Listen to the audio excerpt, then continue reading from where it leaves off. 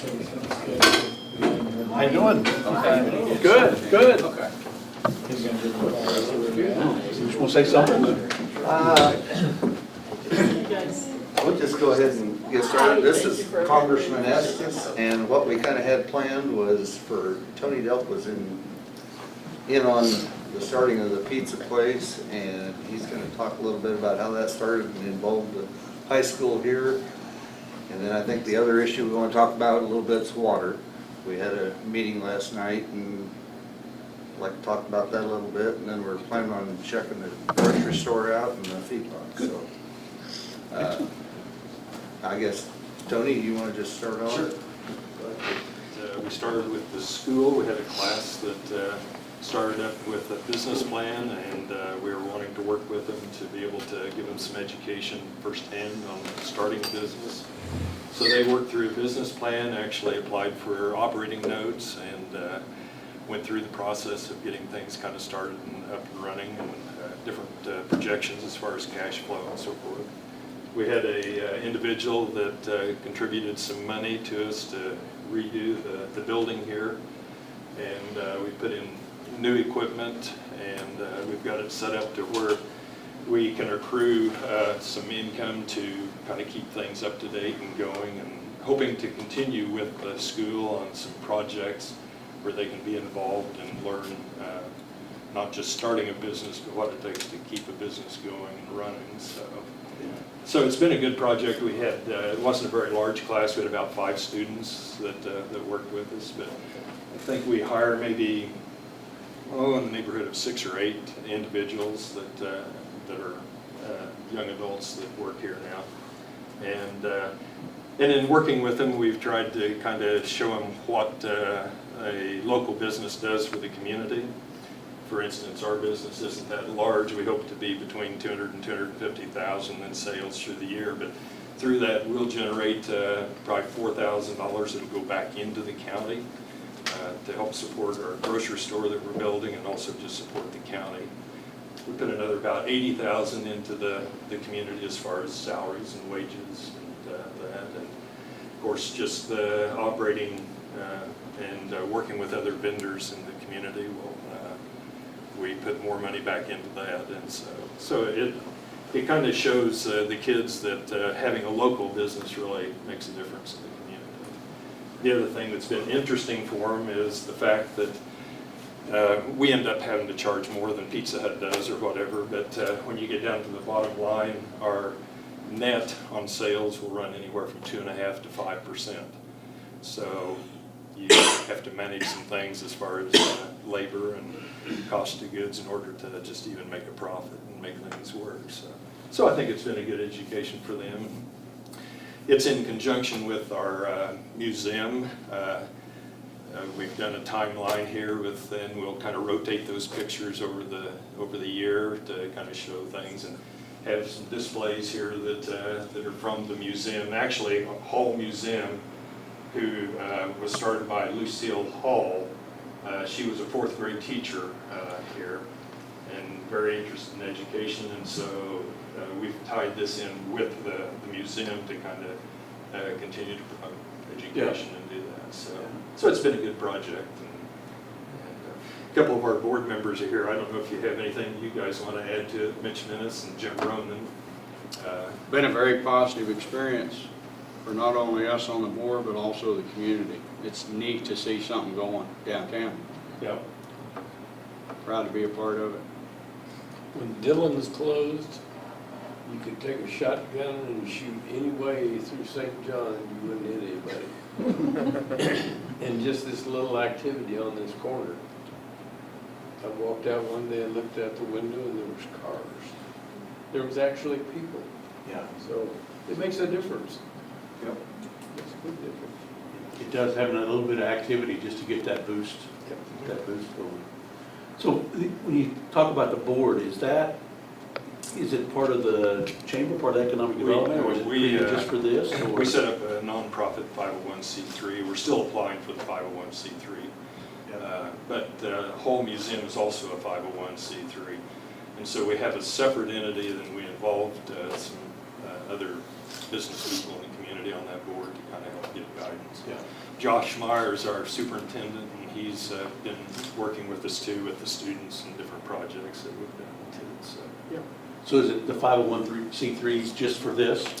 Yes. Yeah. It's really St. John Hudson Community Enrichment Foundation. We could do other things, but at this point in time, really, the focus is on the education with students and Yeah. working with the pizza area. Yeah.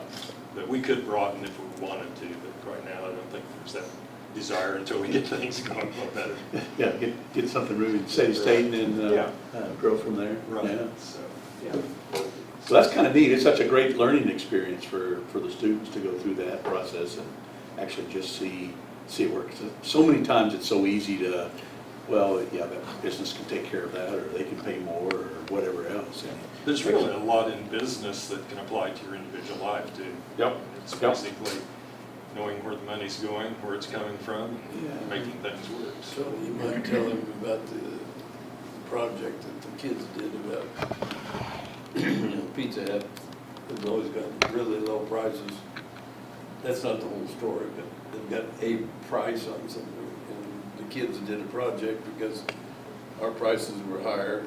You might tell him how they came out on that. Well, I thought it was interesting. They were looking at if you drive someplace to eat, there's some costs there that you don't take into account. It may Yep. be cheaper than the other location for the food, but overall, you're probably not saving, unless you're going there anyway. Right. But again, I think for me, the biggest thing is what it returns to the community through education, taxes, salaries, et cetera. There's some huge things there that really benefit the community, so. And just the livelihood of the community, like Yep. you said, in terms of having people downtown. And the one thing they haven't mentioned, we've got a really good product. Yeah. Yeah, we timed this wrong. Yes.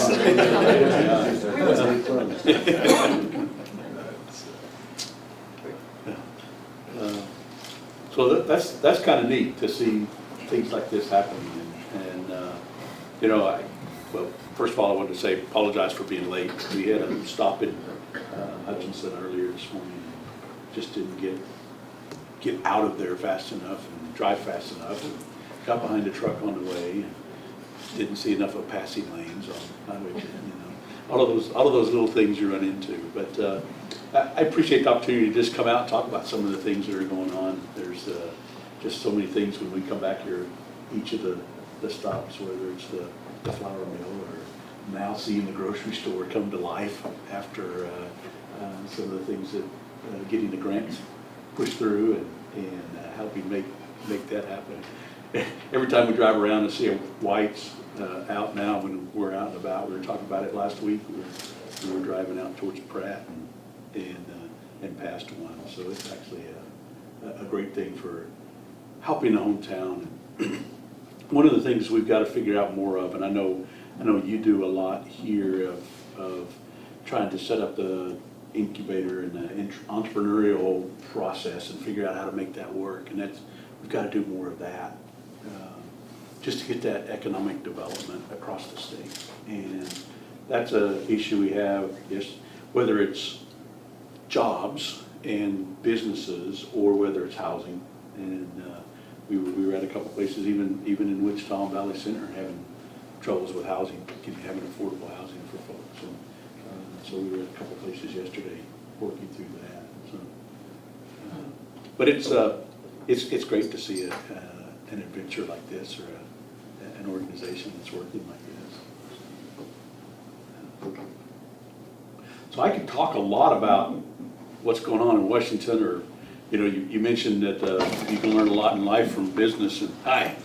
And actually, Washington needs to the federal government needs to take some common sense lessons too. I always point to our spending process is, all of us, when we think about our personal budget, or we think about the businesses, you build a budget and then you track your expenses against that. Well, at the federal government, we don't do a one-step process. We have to make it 3 steps. And first is authorize a program, and then you go build a 10-year budget and vote for that, pass that out with budget spending. And then you set that on the shelf, and then you come back and say, okay, now we want to do the spending appropriations process, and coming back to that. And technically, we tie our appropriations process to spending equal to or less than what the budget was, but there's really no driver to match back to the budget. They're all standalone efforts, and so we need to simplify a whole lot of things at the federal level. Just the bureaucracy is so big to focus on for things like this. Speaking of big, you can just chew on this the rest of your trip. I heard a report on the news the other day.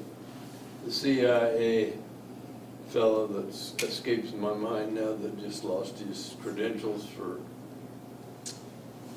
and they said there was 5.2 million people in the United States that had clearance of one kind or another. And every 5 years, now remember these figures, and you can figure, 5.2, and it costs $25,000 every 5 years to renew these people so they've got their clearance. Number one, why do they need clearance? Yep. Number two, when you go through that, you're gonna say, where's the money coming from? Yep. It's not in the billions, it's in the trillions. Yep. I wanna know why. Why does anybody need clearance after they're not? Particularly after they're out of the role that they Right. got it for.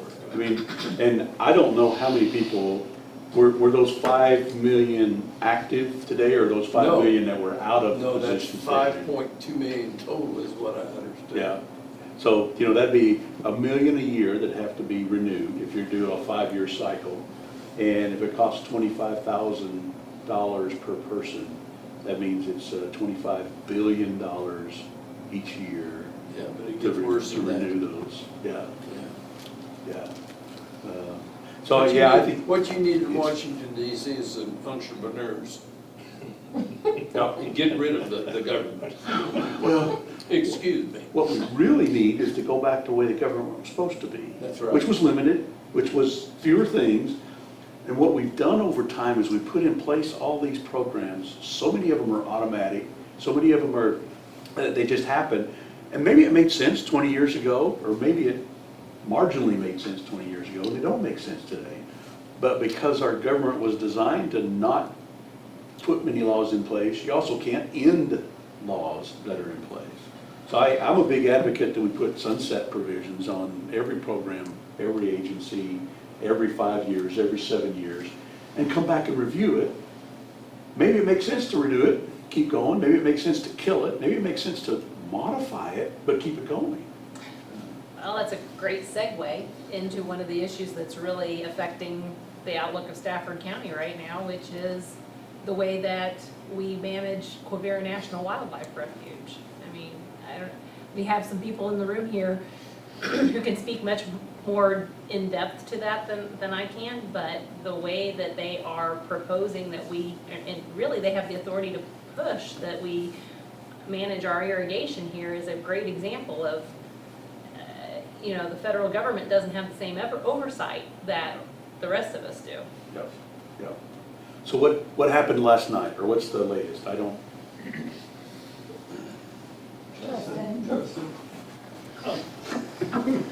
You and I visited about Yep, this issue. yep. We give you the tour of Quivira. This is Kent Lamb. He's one of the GMB board members. He's been in the thick of this since the mid-90s, early 90s. For that. Is that long?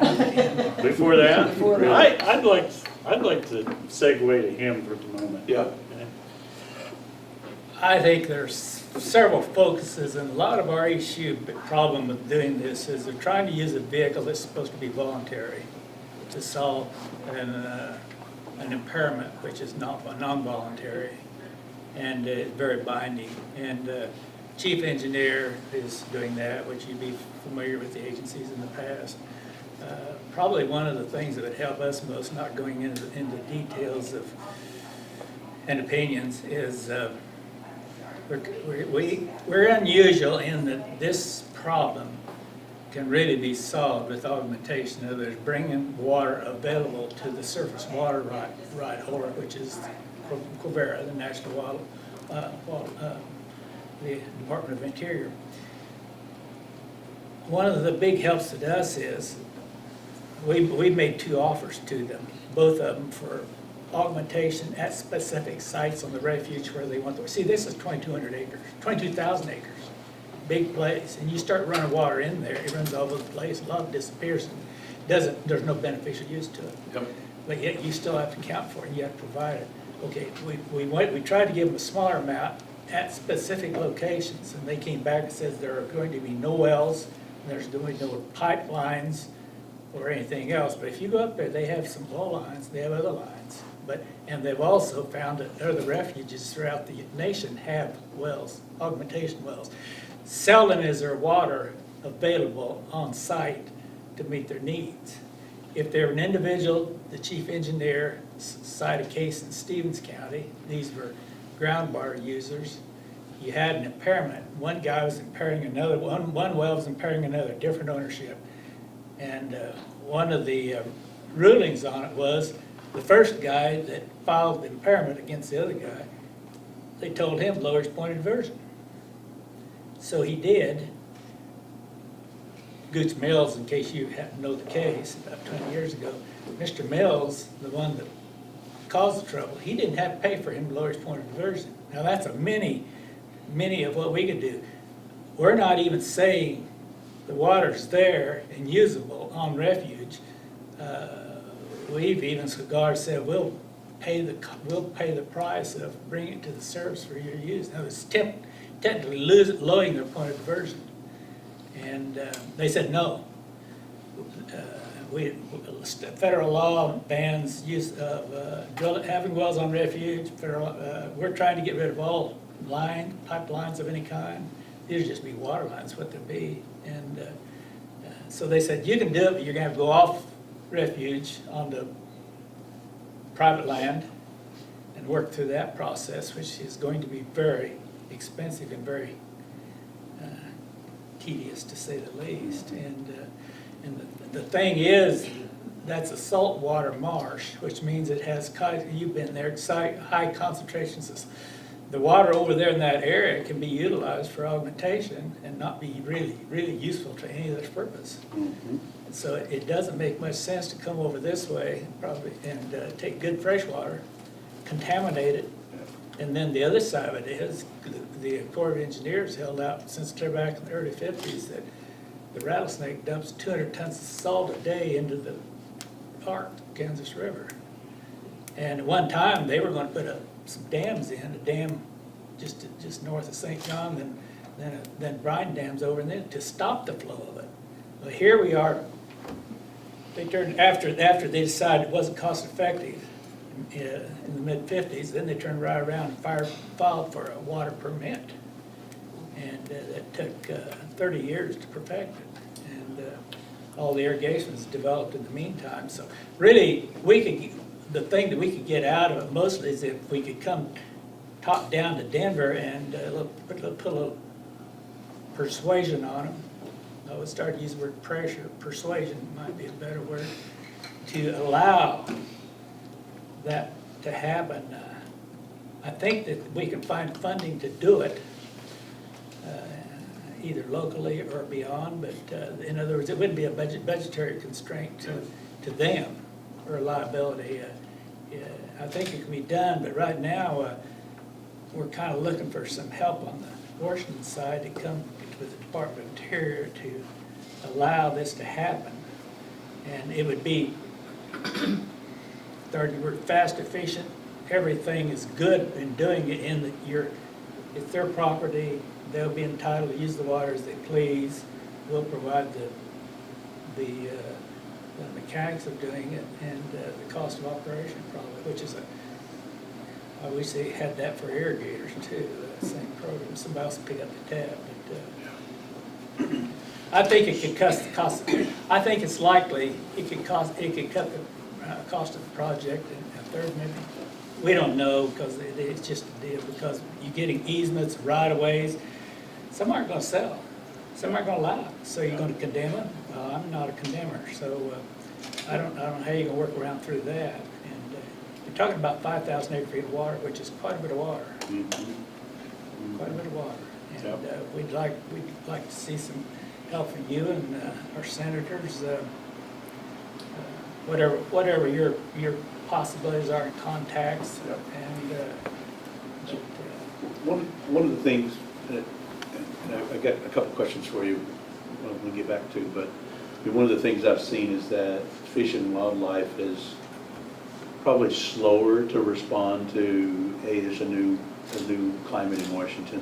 That, the expectation of the federal government is that we work more with citizens and constituents as opposed to imposing a lot of mandates from Washington. And I think part of that's happened because Secretary Zinke's wanting to do a major reorganization of the interior, and that's slowed down a little bit. Each one of the departments is being addressed with some of their issues. So I need to circle back and see what the status is with him on that. But my question's more centered around what's the plan that we can go advocate and be a persuasion for? Is that the drilling of the wells on the I think so, ground? that access for efficiency and availability and the water is just, I don't think an exaggeration to say they're sitting on the ocean, literally. Yeah. And it's salty, and it's readily available, it's just a case, and you're not gonna go very deep, deeper you go with the higher concentration, and they worked already with KDHE, if they had these well fields, I think at 3,000 parts is what they put the limit on it, but if you're on site though, you aren't putting anything into the creek. See, they want it pumped into the creek and then run into the refuge. Which- And every time it moves, it's kind of like tax dollars. Every time it's passed around, it becomes less and Yeah. less. It doesn't make any sense, No. it didn't seem to make sense to me to pump it out of the ground miles away and not run it through a pipeline in the creek, but run it through the creek, which, like you said, when you have all the issues with whatever evaporation or loss along the way. Our first two estimates, the first one was 2,500 acre feet of water, which delivered site would be a lot of water, and I think really we would need. The modeler first crack out of the box, put the number 1,700 acre feet. And then it kept getting moved up as you moved away from stream. It got up to 5, and now then they're talking as possibly could go as high as 6,900 or maybe 10,000 acre feet on basically the use is about 10,000 acres. In other words, that stream still has flow, and here Yep. the expectations are that the county's going to pay for the whole thing. Well, there's 3 other studies out there for augmentation, and I think they're all below 2,000 acre feet. The chief engineer is the one that's come in with the high number. A couple other things we need to keep in mind here is KDA study shows this area's sustainability is 250 years in Stafford County. The surrounding area, GMD, has some decline levels, but not serious. KGS study in March of this year come out and said that GMD5 is within 2% of sustainability, and their definition of sustainability is 250 years plus. Probably the big thing that seems to get lost in all of this is Quivira National Wildlife Refuge. It has a prestigious sound to it. It's something that you think it's been there forever. They got to file their permit 57. They started this project in 54. They didn't complete it until 1987. That's less than 40 years old. It's man-made. The Rattlesnake Creek was diverted into the Little Salt Marsh by a hunting club. The Little Salt Marsh has been filled since then. Everything between the Little Salt Marsh and the Big Salt Marsh is diversion works created since the 70s into the 80s. It's all man-made. I think, And I think, Let's finish the Politically- project, put the water on there where they can maximize the refuge. They have a water manager that, when he was first approached with this 2.5 years ago, he thought it sounded fantastic. Yeah. I just think politically, it also just gets blurred with what the discussion is about the Ogallala aquifer. And this is not talking about water conservation. When we're curtailing in irrigation in this context, we're not conserving water, we're just diverting it to a different use. And that's completely different than what they're talking about in the context of the Ogallala aquifer. I think that gets lost a lot of the time too. I think the real heartburn comes from folks that they look at the refuge and they're short-staffed. There's invasive weed species, there's some things there that on the outside view, most of us would manage differently. And the fact that in this general area right through St. John, they're gonna take 4,000 acre feet. So that equates to about 25 pivots. Probably an average family farm might have 5 pivots, that's 5 families that their lifestyle changes. In Washington DC numbers, that's not big. In our numbers, that's huge. It affects Josh at school, 5 or 10 less students, that's huge. It affects that my boys may want to come back farm someday, and they've watched all this entrepreneurial stuff take place in this community. But yet, we have a refuge that management doesn't live within the county. They don't have a tax base that supports the county, and we're going to decrease their tax base with this move. And so that's what gives a lot of people a lot of heartburn. It's not that we're against ducks and geese and people who enjoy that. It's what it's going to do to our community and what it will change down the road. And so we all look, we've all had to get better as irrigators ourselves and put in drip lines or different nozzling systems, everything to improve efficiency. And we look over there and we don't see the efficiency increases or availability to do that increase in efficiency. And we believe that this augmentation field is an excellent opportunity to that. If we can put 1,500 acre feet in there instead of 4,000 and do the same thing that they need to do, and bring the ducks and geese that people want to see. I think we can meet both ends there. If we can, but common sense doesn't always. Okay. Yeah, it's not But, always set okay, so common. to the point, I mean, I guess that's the idea, that we don't feel like that the Department of Interior is coming to the table with the same willingness to find a solution. And if we can get some political pressure to achieve that, that would be helpful. Yeah, What is their goal? Is their goal the best refuge they can have, the best managed refuge they can have? What is their goal? I'm not sure what their goal is. I mean, unfortunately, sometimes in the bureaucracies, you run into, well, this looks good on paper, so we wrote it up as a report, so that's what we're gonna work for, without looking at the realities of what's happening in the real world and that aspect. So, you know, when we were here before, we did the tour, I mean, like you said, there's a lot of work that can be done in terms of managing that. I mean, there's some in Washington speak, minor capital issues that I thought they needed to take care of, you know, in terms of their dams and the locks that they've got going through between the different areas there. I think, you know, one of the things that when we left before, well, I guess one of the things I looked at too was the little salt marsh. They may have been managing it great for a wildlife refuge, but poor for managing the water. Because, you know, having such a shallow marsh at the beginning, which is really your feeder, I mean, that's the place you want to make it deeper. I mean, this is me thinking like an engineer, so that you collect the water when it rains and have it there to use throughout the drier times. And of course, that's not the perfect way if you look at that as part of the wildlife thing. So let's get back and get the latest grade. I mean, when we left before, it was, I mean, there were still some meetings to be scheduled and things, and I don't know what all happened, you know, with the discussion last night of where all that is, but It hasn't moved very far, it hasn't moved far, yeah. because they're waiting for us to say yes to their way of doing things. Yeah. And So- so it's so a they're- muscle deal. They're working on a compromise, but it's you compromising to their Yeah, position, it's right? correct. That's what it sounds like. Well, the big hangup's the memorandum for the augmentation project is part of it. Well, it's hard to get any document out of those agencies. We won't name which one it is, idea. It's hard.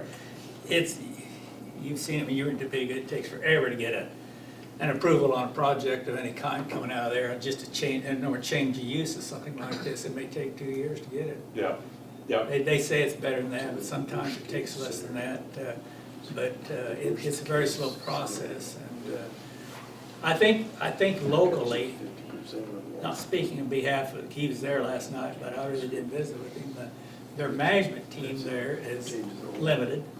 they also would be very appreciative of this water You know that. in specific times, in specific quantities. So they aren't resistant. I think the resistance is out of Denver. And I think there could be a lot of politics in it, and politics, not Republican, Democrat politics, but the wildlife, environmental people that are pretty, can be rather uncompromising. Yeah. Nature Conservancy has taken a little interest in that. They've kind of had a change of focus. And they're looking more at projects like this rather than going in and buying land and giving it to the state of Kansas to enlarge Shine Bottom, which is actually too big. You could say the same thing about Quivira, but it's what it is. It's probably it'd be easier to manage if it wasn't so doggone big. You know, they're trying to, it's kind of like a guy going out there with going to farm 100 quarters with a Ford tractor that only has a single bottom plow on it. It's unmanageable. But the locals, it seems to be everything. In terms of how fast that goes, the first offer of the 2,500 gallon, or 2,500 acre feet on the refuge, I think we waited 4 months to get our no. And the question was, how high, where did it go to get that no? And the answer was, it's none of your business. So it's short, I'm paraphrasing a little bit. It wasn't quite that blunt, but it wasn't. We didn't know whether it went to Washington DC, up the line, through all agencies or what, but it took DWR 3 years to even say there was an impairment figured out. Yeah. And so now they want it done in 6 weeks. So they wanted it done last year and the year before too. They wanted it done immediately after they found their findings. And so, and see, we've only got a little over a year on that, so it took 3 years to, but I think they're getting, even DWR is getting a lot of pressure from some of the environment. The Audubon Society in particular has been threatened to sue, so. Okay, well, who's good for us? I mean, Debbie Lipper here is my district director in the office, and, you know, she was here, and we had a couple others, folks from the office over here, went through the tour with me back here, 3 months ago. One of the things at that point in time, it was kind of, we were waiting on hearing back for some things, and Farm Bureau was working to some of it too. So I just want to get the latest updates so that we can then go work some persuasion. I mean, a lot of what we end up doing, a lot of what Debbie's role is reaching out to agencies to talk about why is this problem happening and how do we fix it. And it's a sad thing, but it sometimes is their very effective way in terms of the congressional office calling to ask what's going on with, whether it's a visa, whether it's, you know, groundwater issue, whether it's a VA issue. So I think it's, we need to get engaged. And I don't know where they are on their thought process of the timeline, but the bureaucracy, the problem that we're seeing a lot now is that because the Senate is so slow in approving the president's appointees, you know, what was it? As of a month ago, they did a calculation that it was 9 years before all his appointees could be confirmed to the Senate at the rate they were going. And it's that mid-level, that the deputy director and assistant secretary that they don't have confirmed yet. And those are the folks that actually provide the oversight for all the career employees. You know, Ron, that's what's so maddening. We sit out here, we see what's going on, we know what's going on, and they don't really care. Yeah. If it takes them 9 years, it takes them 9 years. You know, you go to this irrigation thing, I don't know what the worst case scenario is, but if they would cut the water 50%, we're done. Yeah. We're all done. Yeah. And speaking as a banker, your balance sheet goes down, you got a problem with all your lending. I mean, it just shifts everything. Yep. Yep. And they don't have the foggiest idea about that.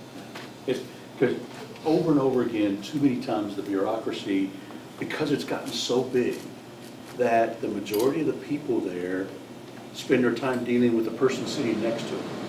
and they don't deal with real people in the real world. And so they focus on, how's it easy for me to communicate to Sally next to me, as opposed to communicate with the person who's really working the issue, living on the land, trying to resolve that. And, you know, kind of touched on about losing 5 students, but also lose the tax base of the land if you go for having to shut those pivots down, which ties into when the tax base that supports it plus the income to pay back the funding from the We bank. got a new pizza place, we got a new grocery store, we got other things. And it's gonna go, you know,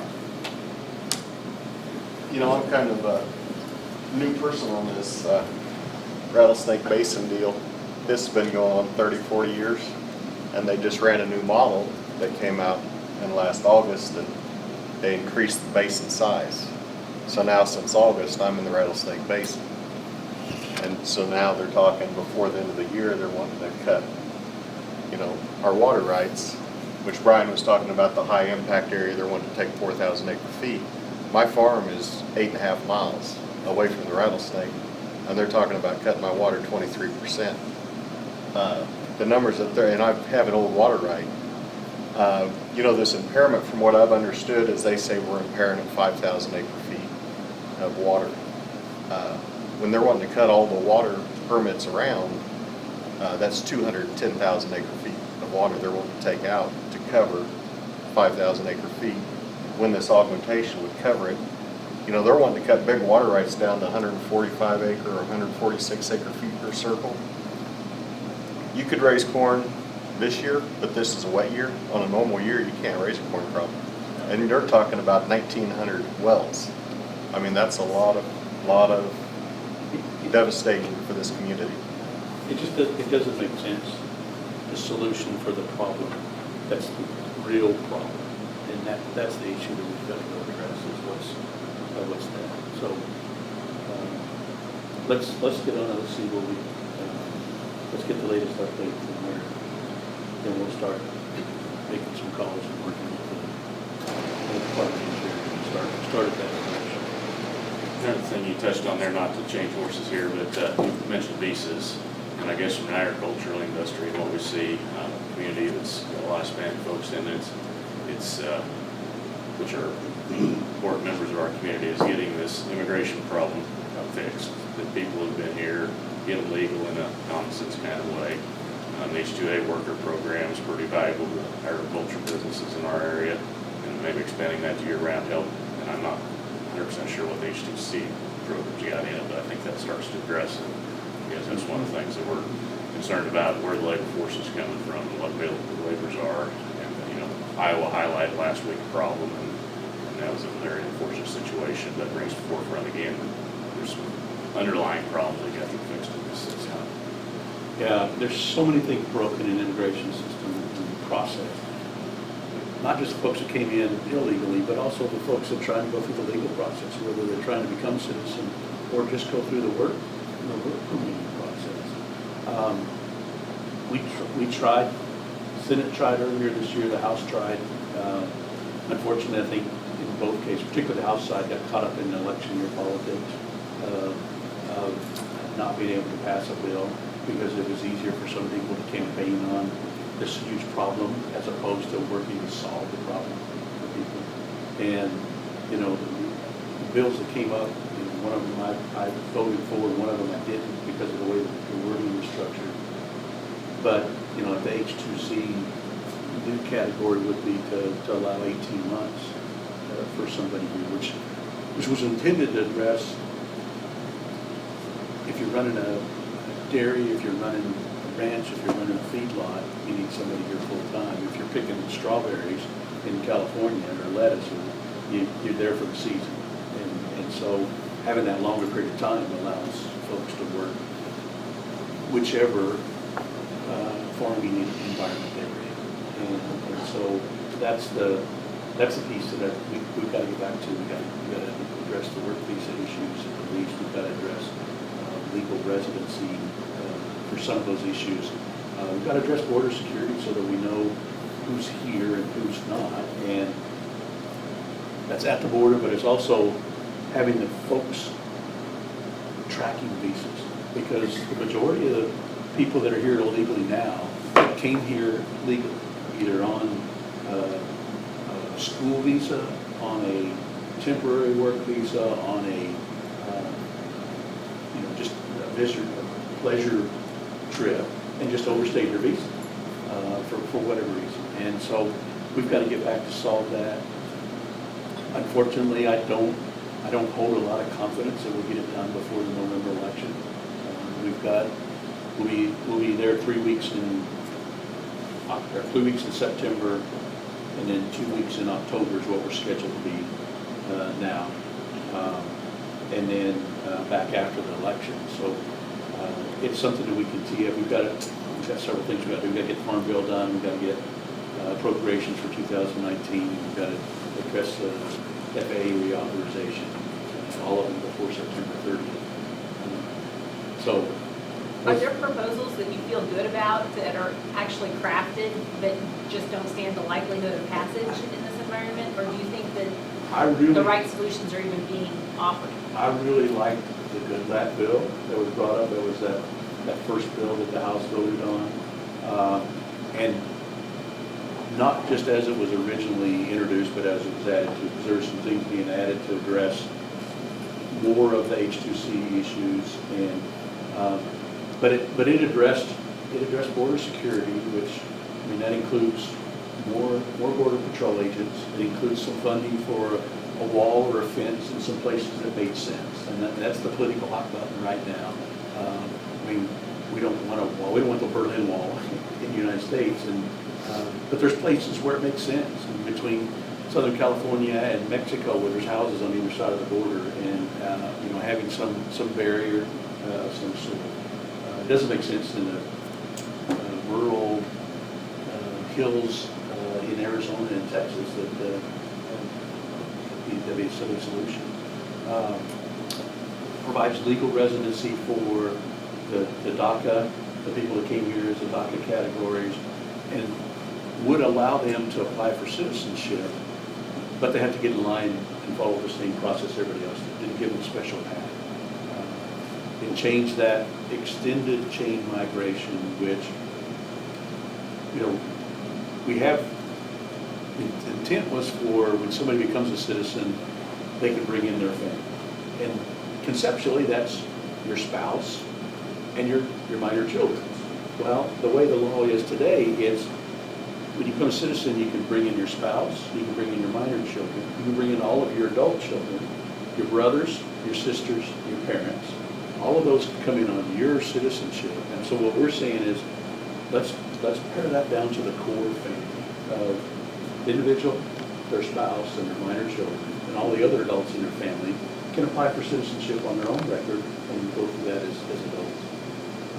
And then it ended a smaller program, the visa lottery program, which basically was just quotas for each country had some quotas.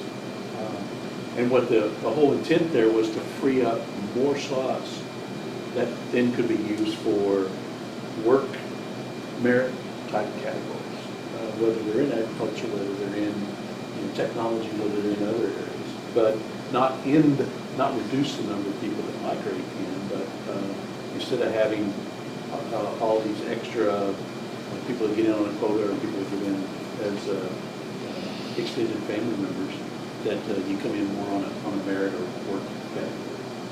So we're going to go back and continue to figure out ways that we can maybe craft some of those pieces to keep that moving forward. It's just the thing that's frustrating. One of the things that's frustrating to me since I've been up there is that if we don't have to make a decision today, we'll put it off till tomorrow, till next week, till next month, till next year, which is it's just a horrible way to. You can't solve small problems because they didn't stack up in the big problem. So, do they really care in Washington what happens out here? Seriously? I mean, could they give I think in most cases they care. They certainly talk about caring, but especially as it gets close to an election? in their mindset though, it's well, we're gonna throw $50 million, or we're gonna throw $1 billion, or we're gonna throw, and that's, shows that we care. As opposed to thinking through that, how does that really affect people? How does this policy affect people? And they're so disconnected, particularly on a bureaucratic side. And, you know, the elected folks, unfortunately, our politics have gotten down to the point where as long as I make them hate you more than they dislike me, they'll vote for me. You're trying to make them hate me more than they dislike you. And it's not talking about, well, I did this, I'm for this, I stand up for these issues. It's just a personal attacks. And unfortunately, that's what voters are falling for. And so people will continue to do it. Has there ever been any discussion about allowing illegals in here and even amnesty of not allowing them to vote and taking the politics out of it? I think that simplified a lot between Republicans and Democrats. If they weren't allowed to vote, and they could care less. They want a job.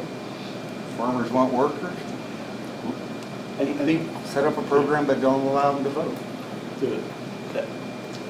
the category of amnesty, or using the term amnesties, created such a problem because that was the pitch back in the 80s of let's provide the amnesty program with the intention of putting border security afterwards.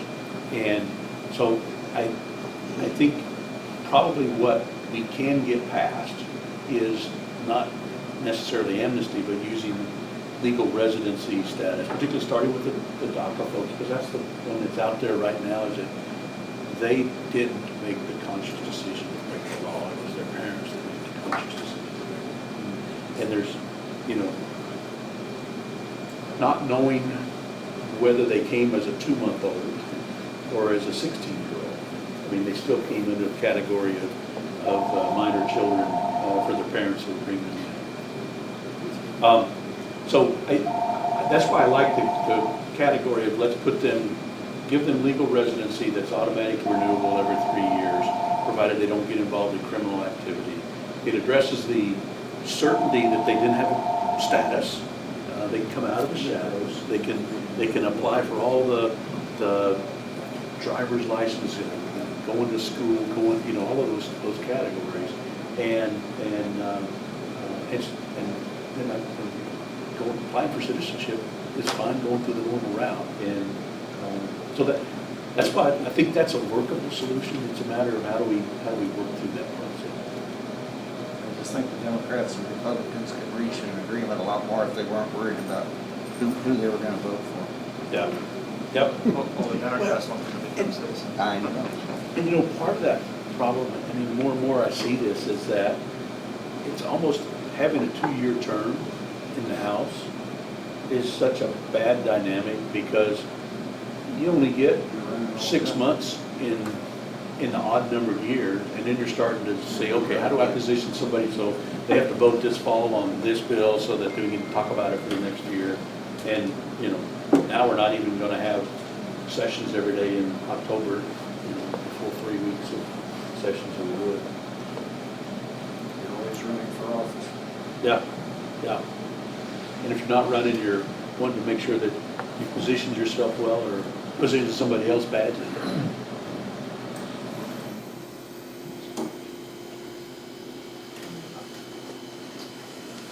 Time-wise, Thank we you. probably. I think it's clear that you understand the issues well, you represent us well, and I appreciate that. Thank you.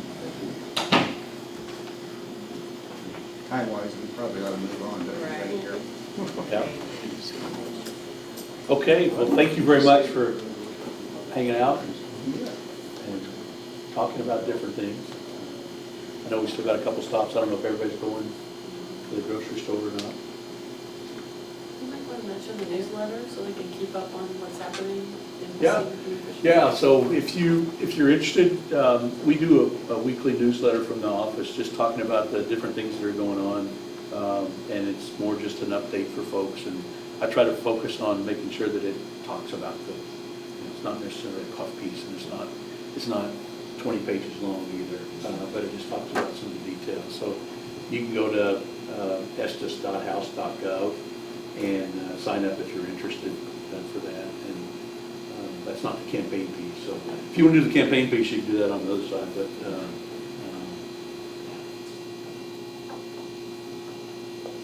And I have cards, if anyone wants to get a hold of our office, we're happy to be helpful with any federal agency, anytime. I love to make those calls. Let me know. Is it all right, Carolyn, if Of anybody course, wants I to mean, go I out to wasn't the grocery expecting store? that everyone had the time to, but you're welcome to. Yeah, you're welcome. We're just gonna do a quick sneak peek at the grocery store.